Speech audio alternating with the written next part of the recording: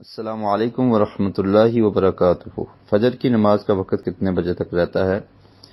فجر کے نماز کے وقت کی ابتدا اور اس کی انتہا کے متعلق صحیح مسلم میں ایک حدیث ہے۔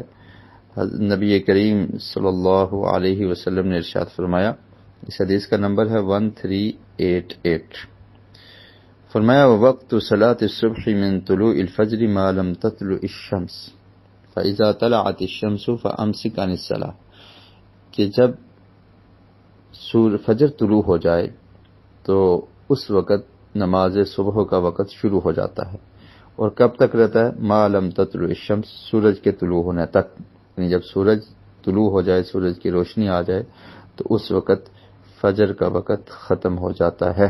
یعنی سورج طلوع ہوتا ہے، جب اس کی کرنیں روشن ہونا شروع ہو جاتی ہیں تو جوں ہی سورج طلوع ہو تو فجر کی نماز کا وقت ختم ہو جاتا ہے۔ تو ہر ملک کے لحاظ سے ٹائم میں چینجنگ ہوتی رہتی ہے۔ تو فجر کا ٹائم آج کل جو ہانگ کانگ میں شروع ہو رہا ہے 5 بج کر تقریباً 39-40 پر شروع ہو رہا ہے، اور یہ وقت 7 بجے سے 2 منٹ پہلے تک رہتا ہے۔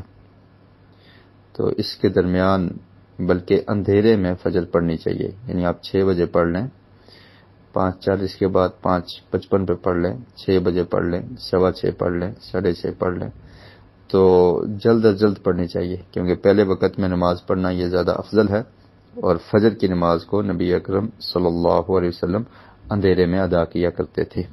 واللہ اعلم بالصواب۔